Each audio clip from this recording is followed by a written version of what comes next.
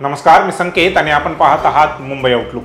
आज दिनांक 7 मे 2025 पाहूया टॉप 10 घडामोडी। दहशतवादी हल्ल्याचे उत्तर युद्ध होऊ शकत नाही। त्या उलट ज्या अतिरेक्यांनी हल्ला केला त्यांना शोधून त्यांचा बंदोबस्त केला पाहिजे, पण ज्यांनी हल्ला केला तेच अजून आपल्याला सापडले नाहीत। त्यामुळे देशात मॉक ड्रिल नाही तर कॉम्बिंग ऑपरेशन करण्याची गरज आहे, असं मनसे अध्यक्ष राज ठाकरे यांनी म्हटलं।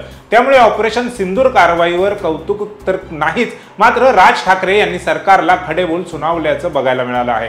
राज ठाकरे म्हणाले की पहलगामला जो हल्ला झाला मी त्याच्यावर पहिलं ट्विट केलेलं, ज्यांनी हल्ला केलाय त्या अतिरेक्यांना दहशतवाद्यांना कठोरात कठोर पुढच्या पिढ्यांना लक्षात राहील असा धडा शिकवला पाहिजे। पाकिस्तान हा अगोदरच बर्बाद झालेला देश आहे, त्यांना आणखीन किती बर्बाद करणार आहात? अमेरिकेत दहशतवाद्यांनी ट्विन टॉवर पाडले आणि पेंटागॉनवर हल्ला केला तेव्हा अमेरिकेने त्या दहशतवाद्यांना शोधून ठार मारले। त्यामुळे दहशतवादी हल्ल्याला युद्ध हे प्रत्युत्तर नसते। त्यामुळे देशात मॉक ड्रिल करण्याऐवजी कॉम्बिंग ऑपरेशन करा।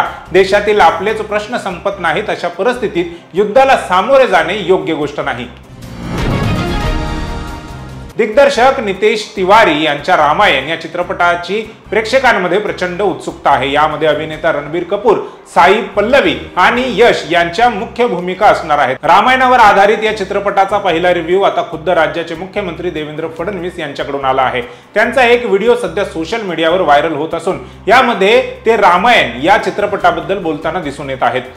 मुंबईतल्या BKC मध्ये पार पडलेल्या वेव्स 2025 या परिषदेत ते लेखक आणि निर्माते निमित मल्होत्राशी बोलत होते। यावेळी फडणवीस म्हणाले की माझ्या मते तुम्ही योग्यच म्हणालात, आपण या जगातील सर्वात जुने कथाकार आहोत। आपली कला, नाट्य आणि संगीत हे खूप जुनं आहे आणि आपल्याला आता या सर्वांना फक्त अत्याधुनिक तंत्रज्ञानाशी जोडायचं आहे। तुम्ही हेच करत आहात असं मला वाटतं। काल जेव्हा मी प्रधानमंत्र्यांसोबत तुमच्या सेटला भेट दिली होती तेव्हा तुम्ही बनवत असलेल्या रामायण या चित्रपटाची गुणवत्ता पाहून मी भारावून गेलो। आपल्या नव्या पिढीला अशाच पद्धतीने कथा सांगण्याची गरज आहे असं मला वाटतं। तुम्ही जे काम करत आहात ते या जगात सर्वोत्कृष्ट असेल असा मला विश्वास आहे। जम्मू काश्मीर येथील पहलगाम येथे 22 एप्रिल रोजी दहशतवाद्यांनी पर्यटकांवर भ्याड हल्ला केला। या घटनेनंतर संपूर्ण भारतात संतापाची लाट उसळली होती। यावेळी भारताने करारा जवाब मिलेगा असं म्हणत पाकिस्तान विरोधात अनेक कठोर निर्णय घेतले होते। दरम्यान भारतीय लष्कराकडून काल मध्यरात्री पाकिस्तानवर हवाई हल्ला करत पाकिस्तानातील 9 ठिकाणी हल्ला केला गेला। पाकिस्तानवर करण्यात आलेल्या या कारवाईला ऑपरेशन सिंदूर असे नाव देण्यात आले। ऑपरेशन सिंदूर राबवल्यानंतर सेनेकडून एक पत्रकार परिषद घेण्यात आली। यामध्ये परराष्ट्र सचिव विक्रम मिस्त्री यांनी पहलगाम हल्ला आणि ऑपरेशन सिंदूरवर भाष्य केले। 22 एप्रिलच्या हल्ल्यातील गुन्हेगारांना आणि योजना आखणाऱ्यांना रोखणे आवश्यक होते। पाकिस्तानने पहलगाम हल्ला केल्यानंतर त्यावर कोणतीही स्पष्ट कारवाई केली नाही। पाकिस्तानने उलट आरोप केले, आमच्या गुप्तचर यंत्रणेने भारताविरुद्ध आणखी हल्ले होऊ शकतात असे सूचित केले होते आणि हे थांबवणे आवश्यक होते असे परराष्ट्र सचिवांनी सांगितले। तर भारताने सीमापार हल्ले रोखण्याचा आणि त्यांना प्रत्युत्तर देण्यासाठी आपला अधिकार वापरला आहे असेही म्हटले। भारतीय लष्कराने केलेल्या कामाचं कौतुक शब्दात करता येणार नाही, इतकं सुंदर काम लष्कराने केलंय। भारत स्वतःहून कोणाची छेड काढणार नाही, मात्र दुसऱ्याने छेड काढली तर सोडायचं नाही। त्यामुळे ऑपरेशन सिंदूरची ही कारवाई योग्यच आहे, कारण नसताना आपले 26 लोक मारले गेले, त्याचाच सूड भारताने घेतला आहे। त्यामुळे कोणी काही बोलू शकत नाही। अशा प्रकारे कारवाई केल्याने आता कोणीही हिंमत दाखवणार नाही, अशी प्रतिक्रिया अण्णा हजारे यांनी व्यक्त केली। पहलगाम दहशतवादी हल्ल्यातील पीडितांना आणि त्यांच्या कुटुंबियांना न्याय मिळवून देण्यासाठी भारतीय सशस्त्र दलांनी ऑपरेशन सिंदूर सुरू केल्याची माहिती कर्नल सोफिया कुरेशी यांनी दिली। या ऑपरेशनवर देशभरातून विविध प्रतिक्रिया समोर येत आहेत। अनेक बॉलिवूड सेलिब्रिटींनीही भारतीय सैन्याचं कौतुक केलं आहे। मंगळवारी संध्याकाळी ओव्हल ऑफिसमध्ये एका कार्यक्रमादरम्यान ट्रम्प म्हणाले की नुकतेच कळाले की भारताने पाकिस्तानवर हल्ला केला आहे। हल्ला अत्यंत लज्जास्पद असल्याचं ट्रम्प यांनी म्हटलंय। आम्ही याबद्दल आत्ताच ऐकलं। भारत आणि पाकिस्तान बऱ्याच काळापासून लढत आहेत। ही परिस्थिती लवकरच संपेल अशी अपेक्षा देखील डोनाल्ड ट्रम्प यांनी व्यक्त केली आहे। जम्मू आणि काश्मीर मधील पहलगाम येथे झालेल्या दहशतवादी हल्ल्याला प्रत्युत्तर म्हणून भारताने पाकिस्तानमधील दहशतवादी तळांवर हवाई हल्ले केले आहेत। तर दुसरीकडे अमेरिकेचे राष्ट्राध्यक्ष डोनाल्ड ट्रम्प यांनी भारत आणि पाकिस्तान दोघांनाही तणाव कमी करण्याचं आवाहन केले। भारताने म्हटलं की ही कारवाई मर्यादित आणि गैर लष्करी होती। अमेरिकेच्या परराष्ट्र विभागाच्या प्रवक्त्याने सांगितले की ते परिस्थितीवर लक्ष ठेवून आहेत। राज्यातील वातावरण सातत्याने बदलत आहे. कुठे उन्हाचा तडाखा तर कुठे ढगाळ वातावरण असल्याचं चित्र पाहायला मिळत आहे. अशातच हवामान विभागाने पुढील 4 ते 5 दिवसाचा हवामानाचा अंदाज वर्तवला आहे. पुढील 4 ते 5 दिवस राज्यात तीव्र हवामानाचा इशारा कायम आहे.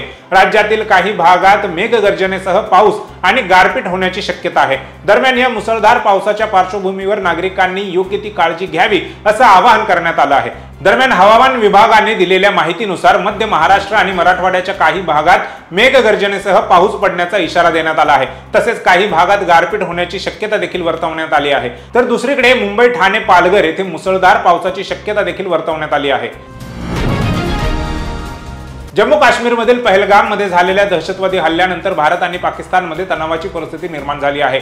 पहलगाम दहशतवादी हल्ल्यानंतर भारतीय हवाई दलाने मध्यरात्री एअर स्ट्राईक करत दहशतवादी हल्ल्याला चोख प्रत्युत्तर दिलं आहे.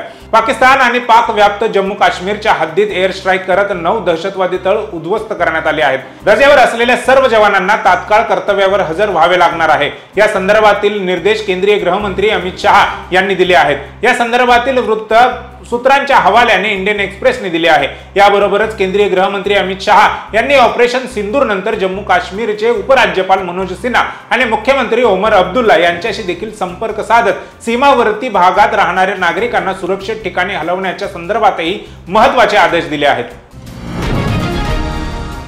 पहलगाम येथे झालेल्या दहशतवादी हल्ल्याचा भारतीय सैन्याने बदला घेतला. भारतीय लष्कराने पाकिस्तान आणि पाक व्याप्त जम्मू काश्मीर मधील दहशतवादी तळांवरती क्षेपणास्त्र हल्ला करून 100हून अधिक दहशतवाद्यांचा खात्मा केला आहे. मंत्रिमंडळाच्या बैठकीत प्रधानमंत्री मोदींनी त्यांच्या मंत्रिमंडळातील सहकाऱ्यांना पाकिस्तान विरुद्ध सुरू केलेल्या कारवाईची माहिती दिली. या बैठकीला गृहमंत्री अमित शहा, संरक्षण मंत्री राजनाथ सिंग, केंद्रीय मंत्री नितीन गडकरी, JP नड्डा, शिवराज सिंग चौहान यांच्यासह अनेक केंद्रीय मंत्री उपस्थित होते. सर्व कॅबिनेट मंत्र्यांनी प्रधानमंत्री नरेंद्र मोदी यांच्या नेतृत्वावर विश्वास व्यक्त केला आणि संपूर्ण देश त्यांच्या सोबत असल्याचे सांगितले. भारतीय सैन्याने तयारीनुसार आणि कोणतीही चूक न करता ही कारवाई केली आहे. प्रधानमंत्री नरेंद्र मोदी यांनी सैन्याचे कौतुक केले आहे. भारत नेहमीच शांतता आणि नीतिमत्तेसाठी उभा राहिला आहे. तरीही अनेक दशकांपासून आपल्याला शत्रूंकडून झालेल्या छुप्या युद्धाचा सामना करावा लागतोय. अनेक चर्चांद्वारे, पुढाकारांद्वारे शांतता प्रदान करूनही दहशतवादी हल्ल्यांमध्ये आपण असंख्य निष्पाप जीव गमावले आहेत. जगाने आता दहशतवादाच्या कारखान्यांविरुद्ध कारवाई केली पाहिजे. भारताने अत्यंत विचारपूर्वक कृती केली आहे. नागरिकांवर नाही तर केवळ दहशतवादी तळांना नष्ट करण्यावर भारताने लक्ष केंद्रित केले. आपल्या सैन्याने आणि लोकांनी प्रचंड संयम आणि धैर्य दाखवलं आहे असं रवीना टंडन हिने म्हटलंय. मी माझ्या राष्ट्राच्या, आपल्या सशस्त्र दलांच्या, आपल्या नेतृत्वाच्या आणि आपल्या लोकांच्या पाठीशी ठामपणे उभी आहे. जय भवानी, पार्वती पते, हर हर महादेव, जय हिंद, भारत प्रथम असा जयघोष रवीनाने केला. IPLच्या 18व्या मोसमातील 57व्या सामन्यात कोलकाता नाईट रायडर्स विरुद्ध चेन्नई सुपर किंग्स आमने सामने असणार आहेत. महेंद्रसिंग धोनी चेन्नईचे नेतृत्व करणार आहे तर मराठमोळ्या अजिंक्य रहाणे याच्याकडे KKRच्या नेतृत्वाची जबाबदारी आहे. दोन्ही संघांचा हा या मोसमातील 12वा सामना असणार आहे. चेन्नईचं या सीझन मधून आधीच पॅकअप झालं आहे, त्यामुळे चेन्नईकडे गमावण्यासाठी काहीच नाही. तर दुसऱ्या बाजूला KKR साठी प्लेऑफच्या हिशोबाने प्रत्येक सामना अटीतटीचा आहे. त्यामुळे चेन्नई या सामन्यात विजय मिळवून KKRचं समीकरण बिघडवू शकते. त्यामुळे KKR या सामन्यात कशी कामगिरी करणार याकडे प्लेऑफच्या शर्यतीत असणाऱ्या इतर सर्व संघांचं लक्ष असणार आहे.